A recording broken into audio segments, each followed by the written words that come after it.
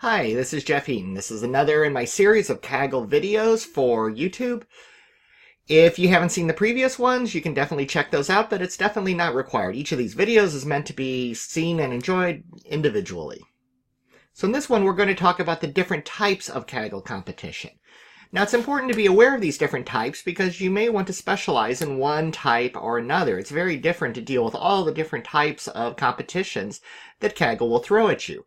I definitely specialize, and we'll see that in a moment. If you enjoy this topic and would like to see more from me, go ahead and click the subscribe button so that you join my subscribers, and click the little bell so that you're actually notified every time that I create a new video. These are the types of Kaggle competitions, or at least is the way that I view Kaggle. You have your classic classification or regression. This means there's no time series, there's no computer vision. These are just columns that have categorical, continuous, and other types of columns that you are going to try to predict from and build your features from. Then there's natural language processing.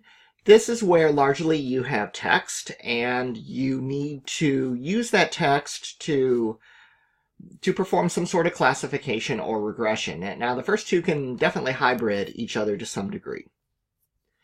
Time series is where you have events occurring through time. Now, this also includes audio classification, because I really consider audio classification to be sort of a special case of time series. But I could have broke those out as well. Computer vision is where you have a lot of images as your input, and you're trying to do classification or regression, or possibly other things on those. Optimization. There's not a lot of these on Kaggle. There's the very common one is the Santa problems, where you have to optimize Santa's production facility of presents and distribution. Of course, I've got to put other, because that just covers things that I did not put in the previous list, but this covers most of them. I very much specialize on the first three. Especially the first two. Especially the very, very first one. However, I've definitely taken on Kaggles from the first two. I've done time series in the real world, but have not done a Kaggle competition related to that.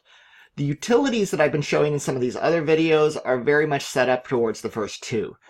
I would need to do some considerable adaptation to make it support time series, and for the last three, my utilities would simply be useless. I don't really plan on extending them to support the last three because this is simply my research area, and my goal is not to create an open source platform that supports everything. My goal is to do better in Kaggle, and to help you guys do better in Kaggle along for the ride. An example of a classic classification regression one would be the auto group challenge. This was the first Kaggle that I ever competed in. I got into the top 10% of this one. If you look at your evaluation, you are evaluated using log loss. This is very common on a classification problem like this. If you look at the data basically has a bunch of features. Feet 1, 2, 3, up through feet 93. Many of these Kaggle competitions are redacted, so you're not going to know what feet 1 through feet 93 are. These are your original unengineered features that you are trying to predict off of. You get an ID column, just like many of these, and then the classes. So in your training data, it's going to be class 1 through 9. It's labeled clearly for you. What you're submitting to Kaggle, though, is going to be a % probability of it being one of these classes versus the other.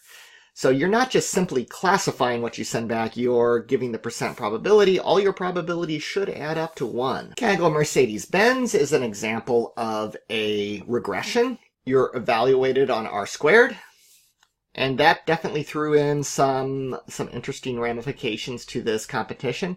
Another common one would be root mean square error, RMSE. The data for this one was also redacted.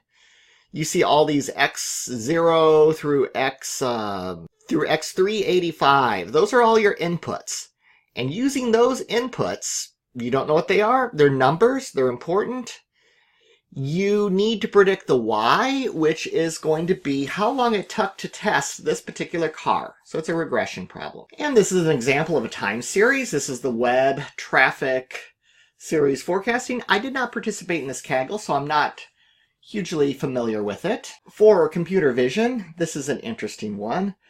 This was attempting to count sea lion populations from images. Here's an example of what some of your data looks like. It's an image, and as you can see, there are sea lions there. They give you values that represent the human counted sea lions for each of these, and you basically will train with that against your computer machine learning generated counts. You're judged on root mean square error, so at the heart, this is a regression problem. The data is essentially a bunch of JPEG files. They also give you some additional training files that are useful that have dots placed over the sea lions and even some gender classification. This is an example of an optimization problem. There's several variants of this over the years. You have different elves, which are used to produce presents. Different elves are better at different present types. And then Santa needs to go through a route to deliver all these. So you've got to optimize all of that. This is very real world. You use the same type of code for factory optimizations and other things. Now, for some of these Kaggle competitions, there really is not a private leaderboard because it's just optimization, so there's no holdout. So if you look at a private leaderboard on one, there is nothing available. So submitting primarily just gives you rank and bragging rights, but you could have submitted it at the very end and known for sure that you had the best score because you would have calculated it to be a lower number than what they have here. For the other category, there was the Microsoft Classification Challenge. This was a fairly interesting one. I did not compete in this, but I have downloaded the data just to use it in some security presentations. This essentially was where Microsoft gives you images that either contain malware or could not. So yes, your data contains malware. What could possibly go wrong there? But you are given hex dumps of this data, and you're trying to classify malware or not malware. So if you've ever wanted to create your own virus scanner, this would be a way to look at this. If you're interested in doing security classification, this is a data set that might be useful for you to look at. Okay, this is just a quick sampling of some of the different types of Kaggle competitions. Like I said, I focus mostly on the more classic classification, time series, and natural language processing. I don't do a lot of image processing. So if you're interested in seeing how I tackle some of these, definitely subscribe because I'll be putting more about Kaggle and my own utilities that I create to challenge those onto this channel. Thank you very much.